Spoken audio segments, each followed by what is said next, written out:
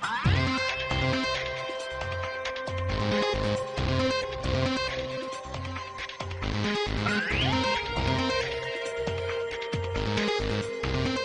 right, today we're looking at the SL50. Very nice, very simple little camera.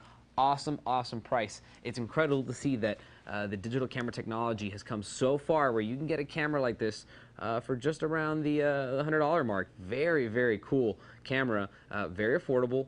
Gets the job done. 10.2 megapixels. It's actually 10 megapixels effective. Takes incredible photos. Let me tell you, if you're kind of on the on the wall about getting a new point-and-shoot camera, your last one was probably like $300 and it didn't take that great of a picture. This is the latest generation of stuff. This is a very nice CCD sensor, 10 megapixels. It takes 480p video that looks really, really good as well, even though it's kind of small. It's perfect for YouTube. It's perfect for sharing on Facebook. It's an awesome camera and it's very affordable, very simple. Now, I'm going to take you for a quick tour, show you the lens first of all. Now this uses the exact same lens that some much more expensive Samsung cameras use. It's a 5x optical zoom. f3.5 is the maximum aperture, as you can see down here, all the way to 5.9 when you're fully zoomed out. Now the 35 millimeter equivalent to this is 27 millimeters at the widest and 135 millimeters in full telephoto. So very versatile lens. You can definitely zoom in a lot and zoom out a lot, and it's going to give you a lot of different options as far as framing your picture or reaching out to a subject that is far away and bringing it full frame. So very cool as far as that goes. It does shoot the 10 megapixel photo. It's a 3648 by 2736 resolution image. It's enough for a very large print.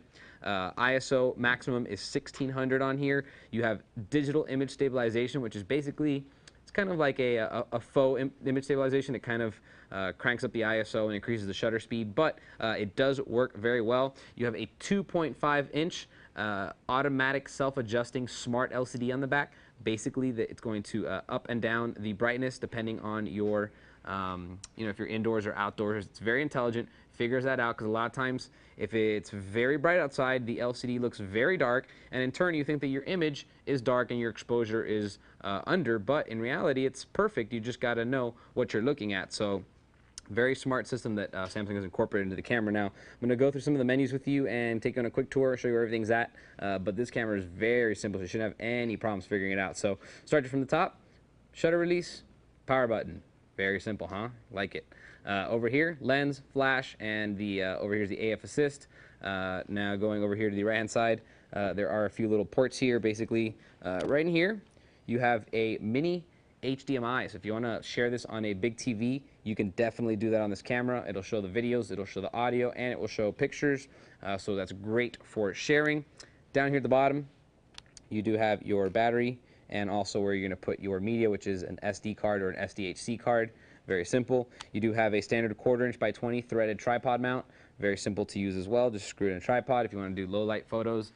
Great for that. And then finally, the back panel where the majority of the buttons are. Now the first one you're going to notice obviously is right up here is your zoom control. So if you want to go zoom out, go wide, or zoom in and telephoto, you do have that ability right there. Also has a macro mode. Right below it, the menu button. Take you through some of the menus real quick. There's not a lot in here. Basically, you go through all the modes. Now, one thing that this camera doesn't have is a dial, a control dial, where you can go through all the modes really quickly, but it's still pretty easy. You just got to go into menu and then basically go into the mode that you want. Smart Auto is going to pick from scenes for you. Program lets you control things. Dual image stabilization is going to, or digital image stabilization is going to stabilize the image in case you're on, let's say, the back of a truck, or you're running, or you're in a high-action scene, sports, etc. Really good for that. Photo Help Guide is actually just a mode where it helps you kind of figure out how to use the camera. Very helps you frame images, helps you learn how to use the different settings, etc. Scene mode will let you select from a bunch of scenes. Fireworks, beach, backlit, etc. And then the last one is your movie mode, which is going to do 640 by 480 video, which is great for YouTube. Now let's go back to the menu. I do want to show you that you also have a shooting mode. Lets you pick your size. You can do 10 megapixels, 7 megapixel, 5 megapixel, and then I think some even smaller ones for email clips.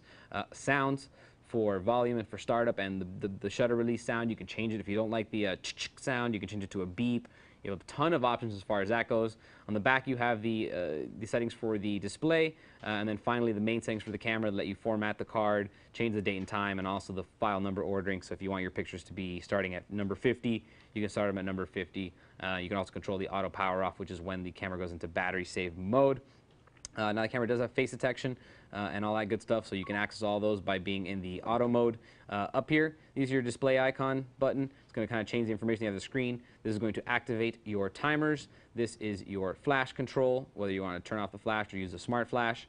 Down here is how you enable the macro mode if you want to get really nice and close. The middle button is your OK selector.